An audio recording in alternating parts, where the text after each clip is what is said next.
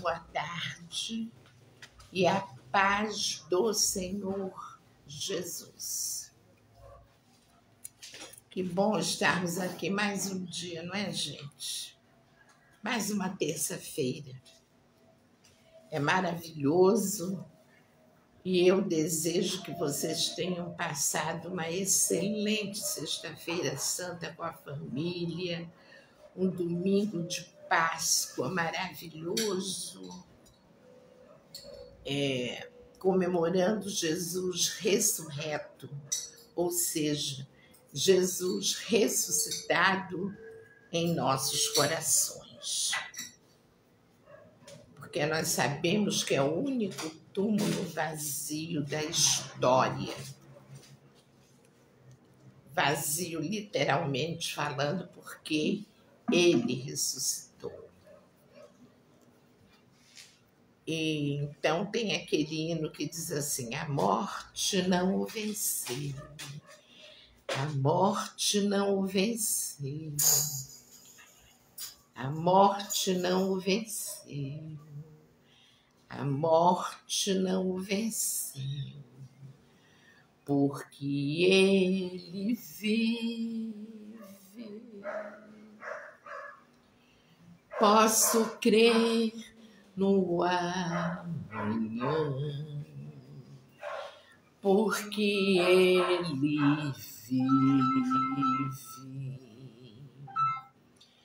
Temor não há, mas eu bem sei, eu sei que a minha vida está nas mãos do meu Jesus, que vivo está, porque ele vive. A morte não venceu. Posso crer no amanhã, porque ele vive. Temor não há, mas eu bem sei, eu sei que a minha vida, que a nossa vida está nas mãos do meu Jesus, que vivo está. A morte não o venceu. Oh, maravilha de Deus! Que tudo tenha corrido bem para vocês, para todos. Eu tive uma Sexta-feira Santa maravilhosa, foi um dia assim cheio. De manhã fomos à nossa igreja, à tarde um almoço em família para comer o peixe da Sexta-feira Santa. E à noite eu estava aqui nesta igreja para trazer a palavra do primeiro dia da festividade, que foi aniversário da igreja. Foram 3 dias de festividade, sexta, sábado e domingo. Então, na sexta eu trouxe foi uma palestra, né? Uma palestra. E esta palestra, ela falou, o tema da palestra falou muito ao meu coração, porque era algo que eu já havia lido, mas da forma que se diz en passant. En passant é um termo francês que é uma coisa que diz que a gente fez aquela coisa, ou leu, ou observou, qualquer coisa no gênero, rapidamente, sem fixar. E como me foi dado, o tema da festa foi exatamente este que eu vou falar para vocês, eu tive que ir a fundo, eu tive que fazer uma pesquisa muito profunda, muito séria. E para mim foi simplesmente maravilhoso. Para mim foi um desafio, eu fui aos livros as Bíblias de estudo e encontrei muito assunto falando sobre os remanescentes de Israel, que foi o tema da festa, baseado no que está escrito no livro de Romanos 9, 27. 9, 27. Então, eu resolvi que este é um assunto tão importante e tão empolgante que eu resolvi trazê-lo para a live para repartir com todos vocês. E como é um assunto extenso, pelo menos eu levarei o programa de hoje ou da próxima terça falando sobre os remanescentes de Israel. Coisa linda. Mas sabe o que é coisa linda mesmo? Linda. A palavra de Deus, ela é linda. A palavra de Deus, ela se renova a cada manhã. Você hoje lê, interpreta de uma maneira, amanhã o Espírito já te leva a uma outra parte que você não havia enxergado, e é como se fosse assim um botão que vai desabrochando dia após dia. Aquele botão vai desabrochando. E cada vez que ele desabrocha, ele se torna mais bonito, mais lindo, mais uma pétala saiu, daqui a pouco, no outro dia, outra, e até que forma aquela linda rosa, aquela linda flor. A palavra é assim, ela é linda, ela nos alimenta, ela trabalha a nosso favor, ela nos cura, ela nos salva, ela nos liberta. Ela nos traz o quê? A verdade. Ela faz com que nós conheçamos a verdade. E a verdade contida na palavra é a verdade que liberta. Liberta o quê? Liberta os cativos do cativeiro espiritual. É isso, liberta os cativos do cativeiro espiritual. E se nós ainda temos algumas coisas em nós para sermos libertas, essa libertação vai acontecer à medida em que nós vamos manuseando a palavra, lendo, estudando e também ouvindo, porque a fé vem para os nossos corações e vem a partir do momento em que nós começamos a ouvir a palavra e a entendê-la também. Por isso é que eu faço questão de esmiuçar, porque este é um dos propósitos de Deus para a minha vida. Eu, como fui professora secular, durante 30 e tantos anos, Deus me usou em sala de aula para os meus alunos. No momento aposentada, Deus então me usa. Deu sequência a essa questão do estudo, a esta questão do ensino, ensinando a sua palavra. Então, vamos nós. E eu espero que vocês, assim, acompanhem com muita atenção, porque é um assunto desafiador. É um assunto que pouco se ouve falar. Então, tudo aquilo de novo que nós aprendemos é importante para nós. É importante, importantíssimo em se tratando das questões espirituais. Então, o tema dessa festividade foi esse: os remanescentes de Israel, baseado no que está escrito no livro de Romanos, capítulo 9, versículo 27.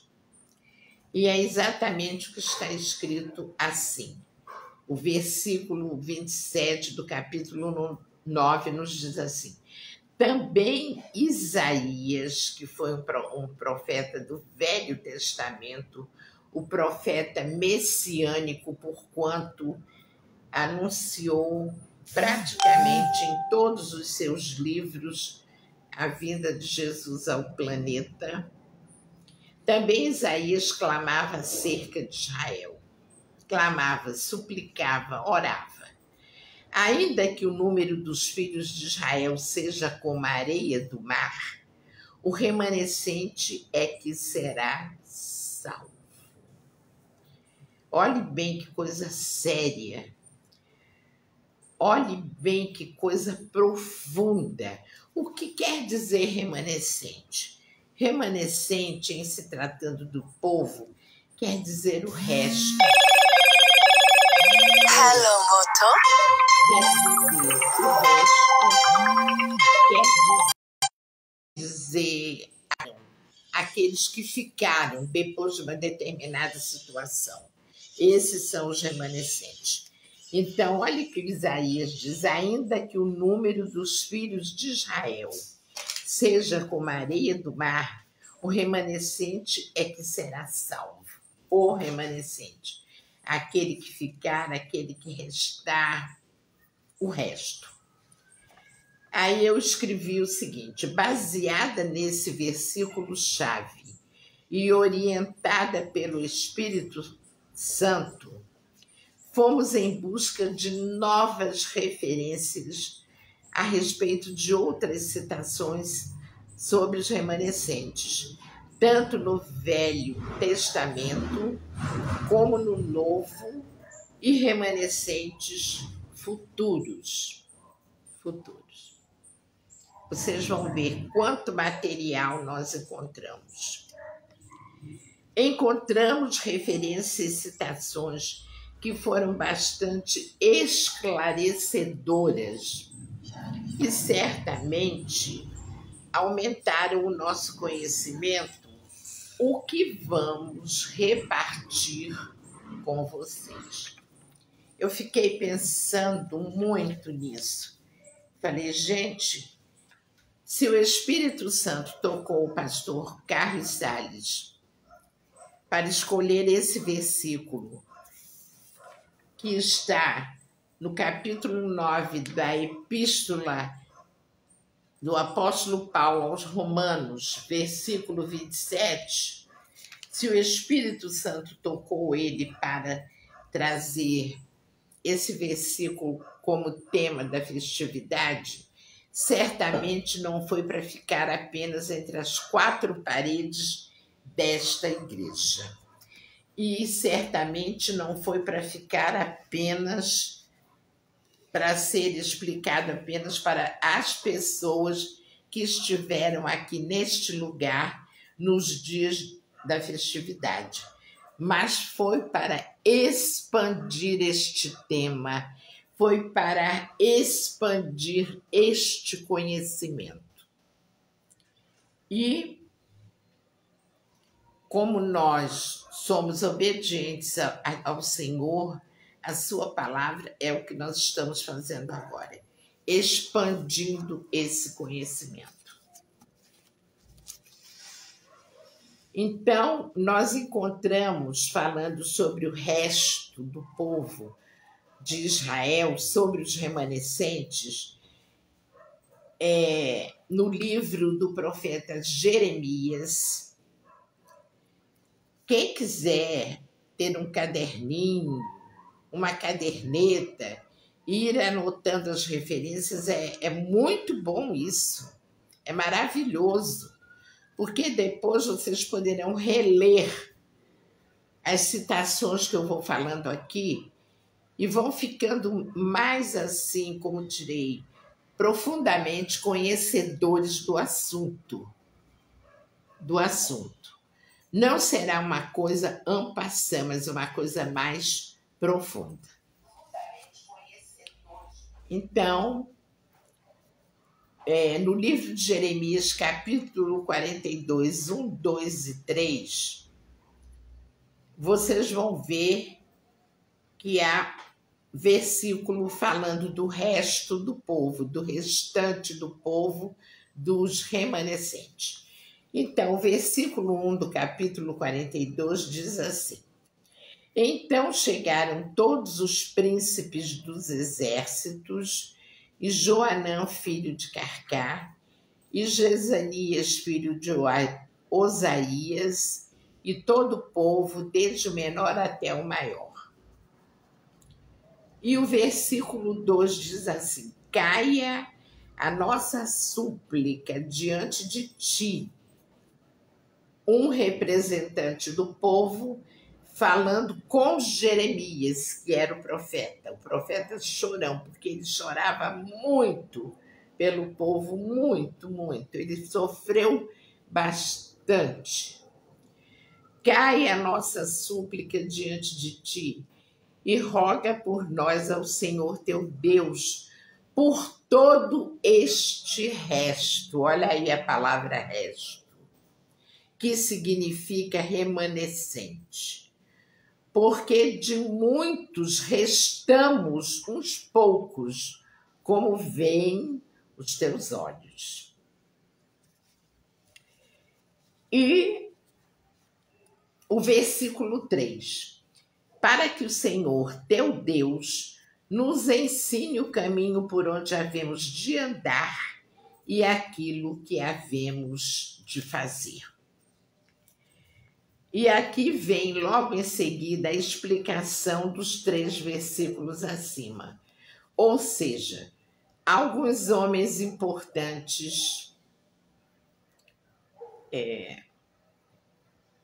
chegaram todos os príncipes dos exércitos e outras pessoas importantes daquele povo de Judá, e foram pedir a Isaías que clamasse por eles, que rogasse a Deus por eles, porque de muitos só sobraram um resto, pouco povo.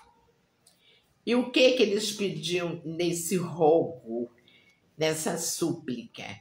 Eles disseram a Jeremias: para que o Senhor, teu Deus, nos ensine o caminho por onde havemos de andar e aquilo que havemos de fazer. E a explicação dos 3 versículos acima é essa.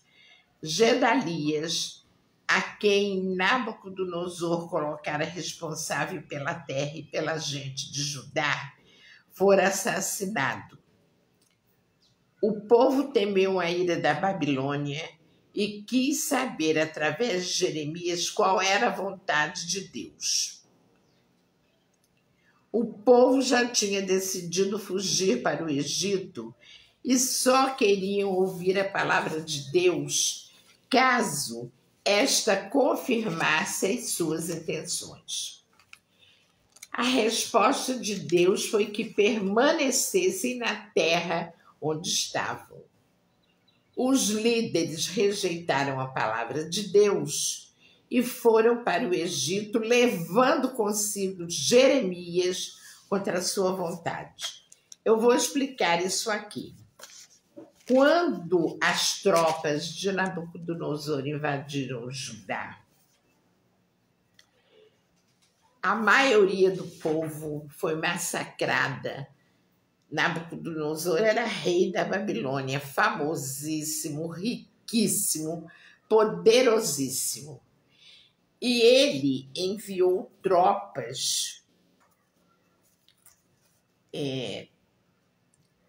para realmente destruir aquele povo.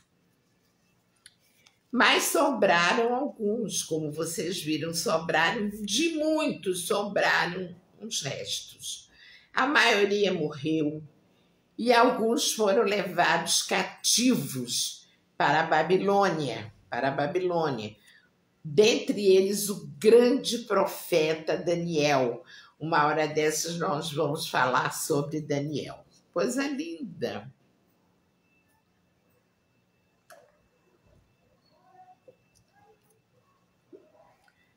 E aí o que acontece?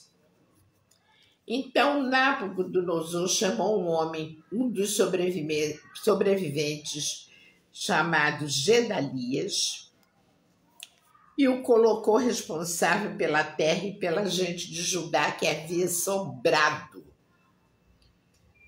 Só que aqueles que sobraram ainda tinham o coração muito mal, muita gente ali tinha ranço, tinha rancor, tinha ódio de tudo que estava acontecendo e do próprio Gedalias, que foi escolhido pelo rei Nabucodonosor de Babilônia para tomar conta dos que restaram de Judá. E o que eles fizeram? Assassinaram Gedalias.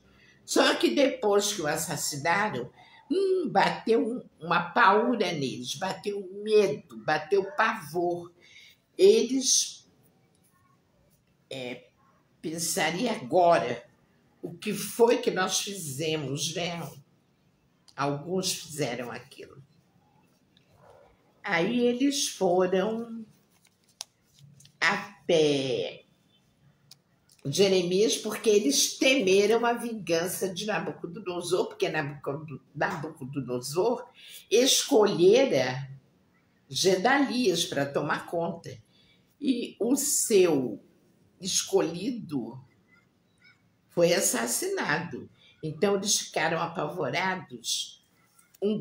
Esse grupo que foi até Jeremias, e decidiu tal grupo fugir para o Egito. Mas antes de fazê-lo, antes de fugir, eles resolveram falar com o profeta para que invocasse o Senhor, para que rogasse ao Senhor que lhes desse uma palavra. Mas olha só a malícia daquele povo, como aquele povo era malicioso e mau. Eles queriam uma palavra, mas uma palavra já estava determinada entre o povo, que eles iriam fugir para o Egito, fugindo da ira de Nabucodonosor, caso ela viesse. Mas eles queriam ouvir do Senhor que o Senhor aprovava essa fuga para o Egito. E não foi o que aconteceu. Não foi. Ah lá, o povo já tinha decidido fugir para o Egito e só queriam ouvir a palavra de Deus, caso esta confirmasse as suas intenções. A resposta de Deus foi que permanecessem na terra onde estavam. O Senhor mandou uma palavra completamente contrária àquela que eles queriam ouvir. Então, o que eles fizeram? Os líderes daquele grupo, os remanescentes daquele grupo, rejeitaram a palavra de Deus e foram para o Egito, levando consigo Jeremias contra a sua vontade. Ou seja, eles obrigaram o profeta Jeremias a sair de Judá e a acompanhá-los naquela fuga para o Egito. O versículo 2 do capítulo 42 traz todo o peso do que são os restos, que são os remanescentes. Eu falei, né, que nós iríamos começar no livro do profeta Jeremias, capítulo 42, versículos 1, 2 e 3. E é por isso que está escrito aqui. O versículo 2 do capítulo 42 de Jeremias traz todo o peso do que são os restos. São os remanescentes. Outra referência que nós encontramos no Velho Testamento, dentre tantas outras, que, claro, eu não poderia palestrar assim uma noite inteira falando sobre isso, porque nós iríamos encontrar muita coisa. Futuramente eu ainda vou pesquisar mais para ficar com o meu acervo maior. Isaías 28, capítulo 5. Isaías, capítulo 28, versículo 5, nos fala também dos remanescentes.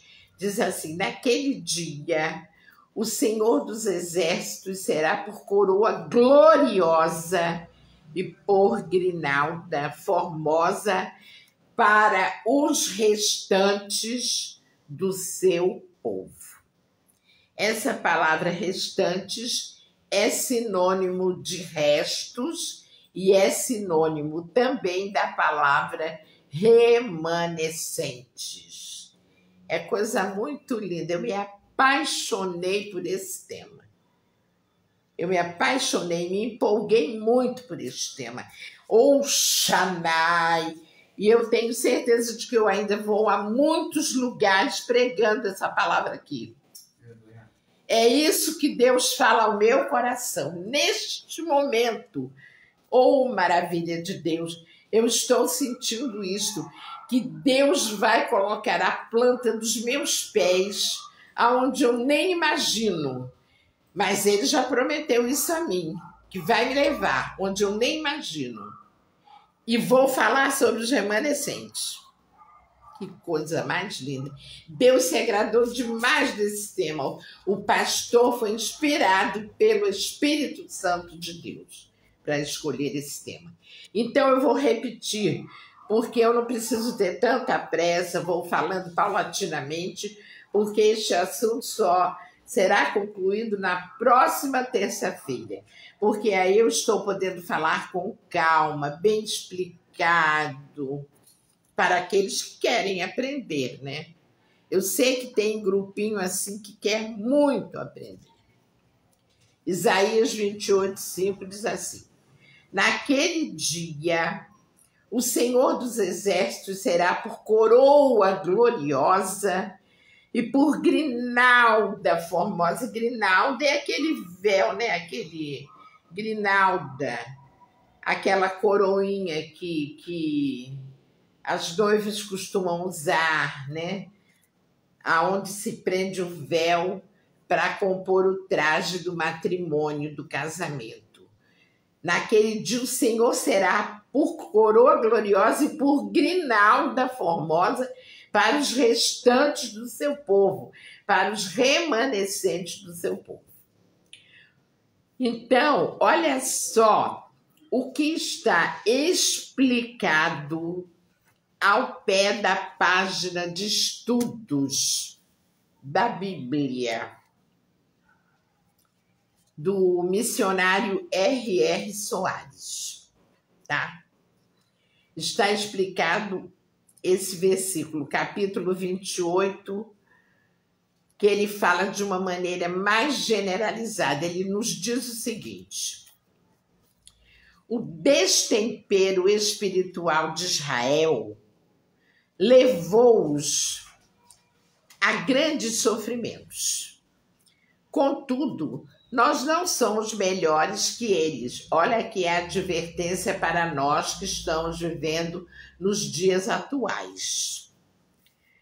Não somos melhores que eles. Se agirmos com tal leviandade, receberemos o mesmo tratamento, pois Deus não terá por inocente aquele que se deixar enganar pelo maligno.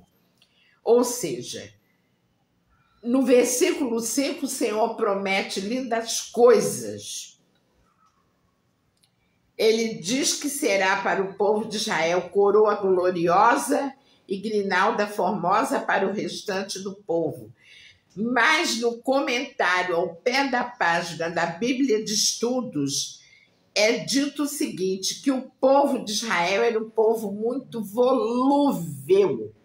Eles não permaneciam muito tempo debaixo das possantes mãos de Deus, na obediência, na sintonia, na intimidade, na busca pela face do Senhor. Eles não permaneciam. Não permaneciam. Então, o que acontecia? Acontecia é que eles eram destemperados espiritualmente, volúveis. Por quê? Porque ao mesmo tempo que eles serviam a Deus, eles serviam aos ídolos. Nessa época em que Babilônia, o exército babilônico invadiu Judá, foi porque o povo estava vivenciando uma idolatria terrível, terrível. Eles tinham um templo para o Senhor, com sacerdotes e tudo assim, aparentemente nas primeiras salas havia um templo, e bem lá atrás, lá nos fundos do templo, tinha um galpão aonde eles adoravam os deuses estrangeiros, representados por crocodilos, sapos, né, vacas, um monte de animais. As paredes eram pintadas com aqueles ídolos e eles entravam lá naquele galpão para levar as oferendas para aqueles ídolos. E eles imaginavam que o Senhor não estava vendo. Deus, a Trindade Santo, o Pai, o Filho e o Espírito Santo, onisciente, onipresente, onipotente, ele está em toda parte, ele tudo vê, ele tudo sabe, ele tudo controla. E aquele povo fazia esse tipo de coisa. Mas isso, e Deus extremamente ciumento do seu povo. Deus os amava tanto, tanto, tanto, que tinha um ciúme profundo do seu povo.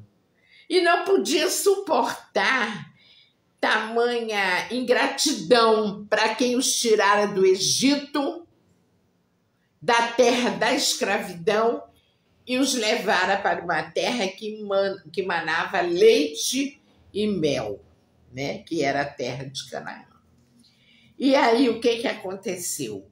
O sofrimento veio pelas próprias mãos, pelos próprios pensamentos, pelas próprias pernas daquele povo.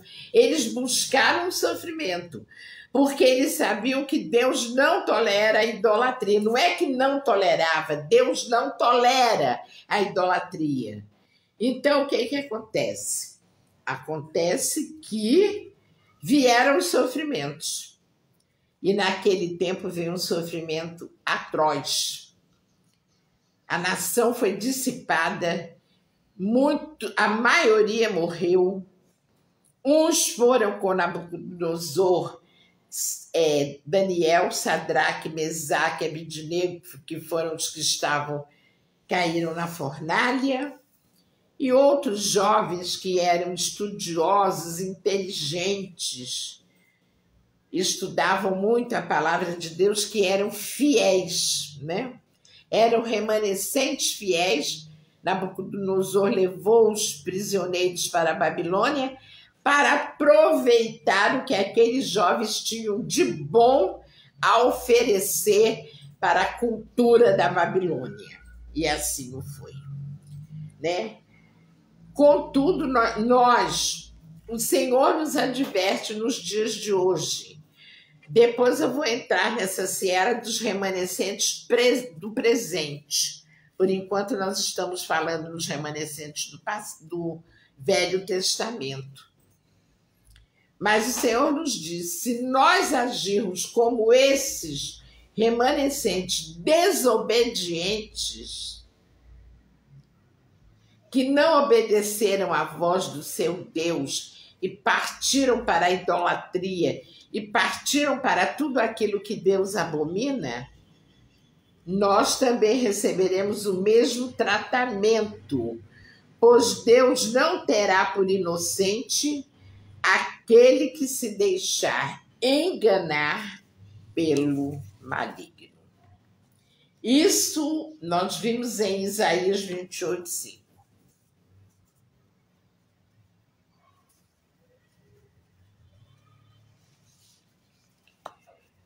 Agora vejamos Isaías, capítulo 10, dos versículos 20 a 23. Isaías, capítulo 10, dos versículos 20 a 23.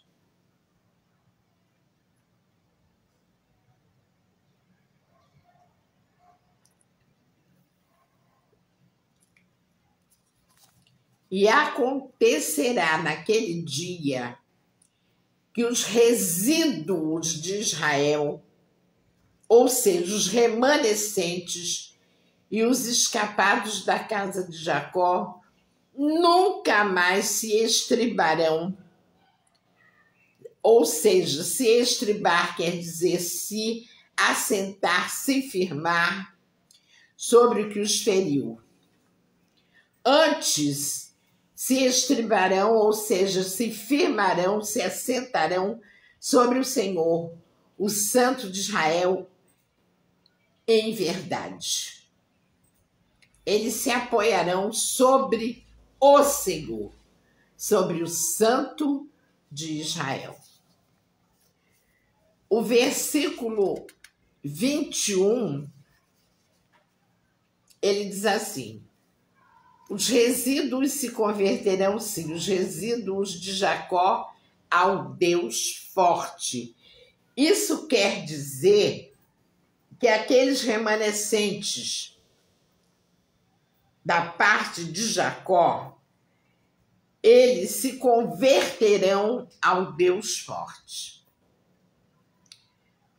Esse versículo 21, o 22 diz assim: porque ainda que o teu povo, ó Israel, seja como a areia do mar, só o resto dele se converterá. Uma destruição está determinada, transbordando de justiça. E nós não podemos ter medo algum. Não podemos ter medo. Nós temos sim é que orar para que o Senhor Deus nos firme nos seus caminhos e nas suas verdades e para que fiquemos firmes até o final, para podermos fazer parte desses remanescentes que se estribarão, ou seja, que se assentarão, que permanecerão, que se firmarão no Santo de Israel, na verdade. O 22, porque ainda que o teu povo, ó Israel, seja como a areia do mar, só o resto dele se converterá. Uma destruição está determinada, transbordando de justiça. E o 23 diz assim: porque determinada já a destruição, o Senhor Jeová dos exércitos a executará no meio de toda esta terra. Nós não devemos temer, nós não temos autoridade nenhuma para julgar a vontade de Deus e os seus desígnios. Nós temos é que correr para debaixo das possantes mãos do Pai e ali ficarmos cumprindo os propósitos dele para a vida, para a nossa vida, para a vida de cada um de nós, cumprindo os propósitos dele, tá? Então é isso. Mais uma vez, nós vimos falar nos remanescentes, dos restantes. E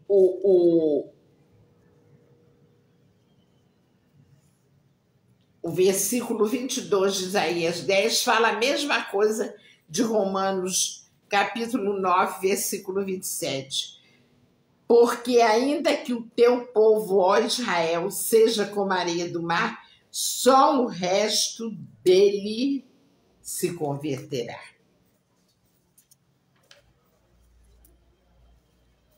Então, eu selecionei na minha pesquisa Jeremias e Isaías. Nós temos outros textos que falam dos remanescentes. Com o passar do tempo, eu enriquecerei mais com algumas outras pesquisas. Certo? Agora nós vamos introduzir os remanescentes do Novo Testamento. Esse que eu acabei de ler foram os remanescentes do Velho Testamento. Agora nós vamos falar dos remanescentes do Novo Testamento que nós encontramos em Mateus 16, capítulo 16, versículo 18. Que diz assim: Jesus falando a Pedro, ao apóstolo Pedro, ele diz assim: pois também eu te digo que tu és Pedro, e sobre esta pedra edificarei minha igreja, e as portas do inferno não prevalecerão contra ela. Vou ler de novo. Jesus falando ao apóstolo Pedro: pois também eu te digo que tu és Pedro, e sobre esta pedra edificarei minha igreja, e as portas do inferno não prevalecerão contra ela.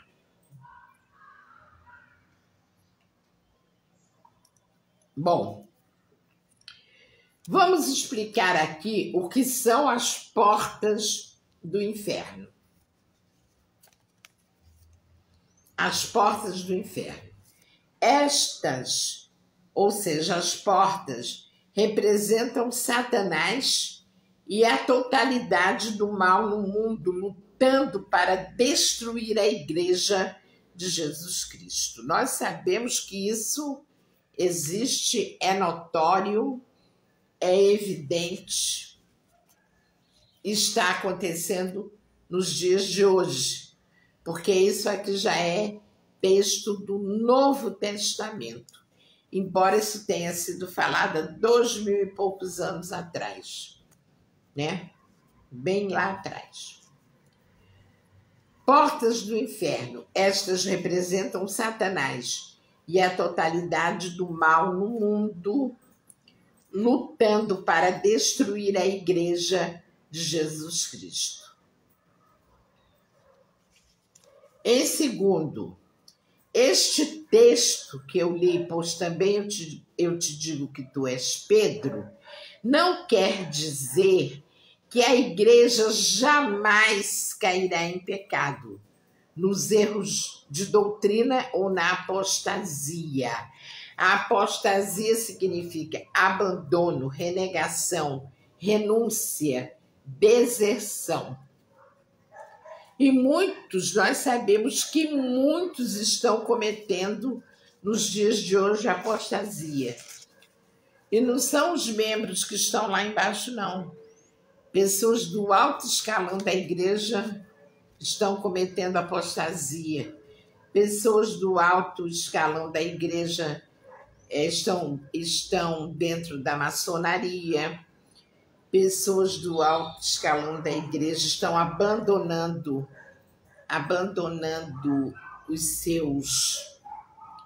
as suas posições espirituais, aquelas para as quais foram escolhidos a dedo por Deus, renunciando aos propósitos de Deus para as suas vidas,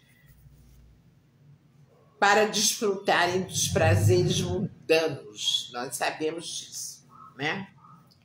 Então, este texto, nós sabemos perfeitamente que a igreja ela é composta de seres humanos, pecadores, falíveis, reincidentes, cheios de erros, cheios de mumunhas. Então, aqui está falando exatamente isso.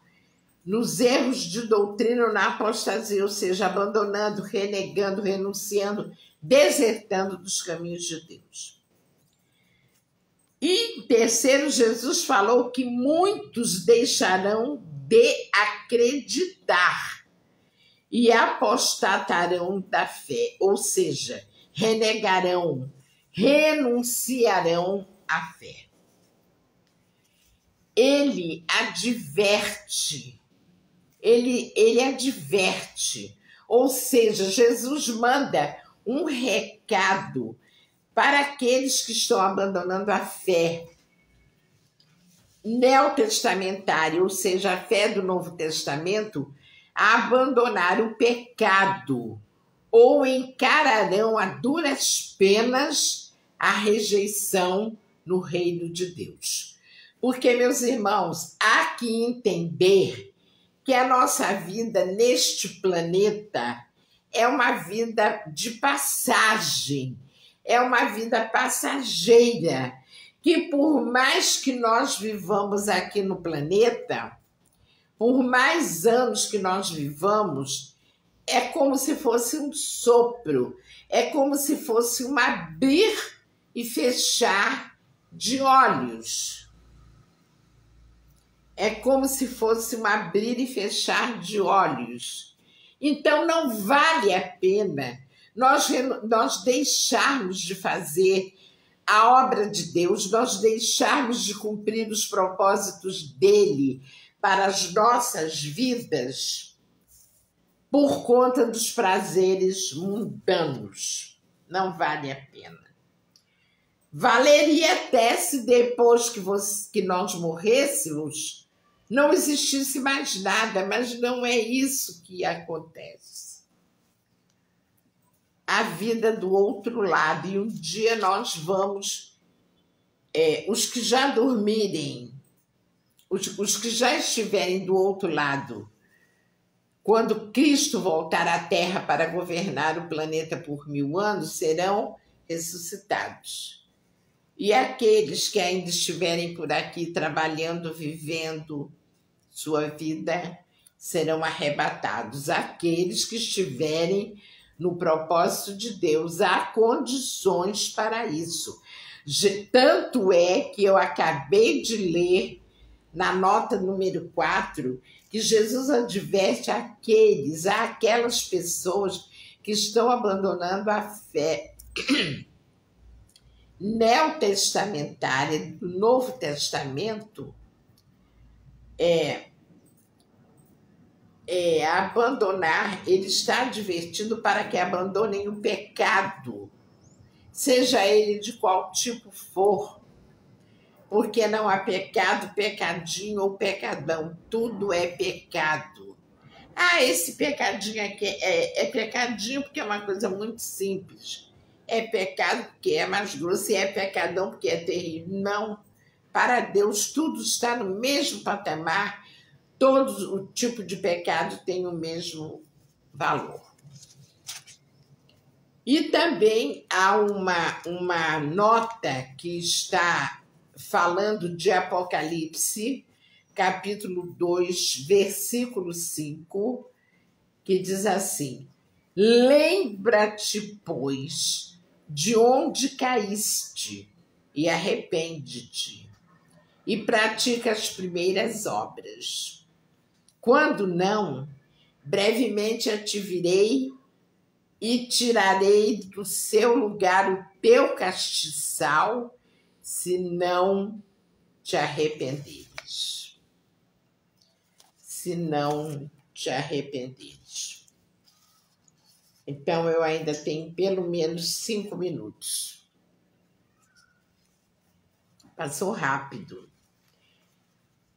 Vou ler de novo. Vejam bem que Pedro falou, aliás, Jesus falou a Pedro que sobre aquela pedra ele edificaria a sua igreja e que as portas do inferno não prevaleceriam contra ela, né? E aí a gente vem explicando que são as portas do inferno, que as portas do inferno representam Satanás e a totalidade do mal no mundo inteiro, no planeta inteiro, lutando para destruir a igreja de Jesus Cristo. E também esse texto que diz que as portas do inferno não prevalecerão contra a igreja de Jesus, Não quer dizer que a igreja não cai em pecado, em apostasia, em renegação. Não. Pode cair, sim. Pode cair, sim. E Jesus adverte ainda aqueles que estão abandonando a fé neotestamentária para se deleitarem com todo tipo de prazer no mundo, a abandonar o pecado ou encararão a duras penas a rejeição no reino de Deus. E aí ele fala sobre Apocalipse 2:5, que esse texto aqui é tirado de uma das cartas que Jesus ditou ao apóstolo João quando ele estava exilado na ilha de Pátimos. Jesus ditou para ele as sete cartas da Ásia, que foram para as 7 igrejas da Ásia, né? Para as 7 igrejas da Ásia. E essa aqui, capítulo 2, versículo 5, é tirado de uma delas.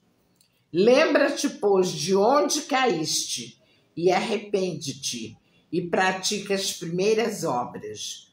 Quando não, brevemente a te virei e tirarei do seu lugar o teu castiçal, se não te arrependeres. E aí, na próxima terça, eu lerei esse trecho novamente, porque aí nós vamos ver as explicações que Jesus quis nos dar quando nos deu esses 4 itens para a nossa meditação. Tá bom, gente? E eu espero que até aqui vocês tenham compreendido muito bem tudo aquilo que foi explicado. E voltem na terça-feira a estar conosco sim,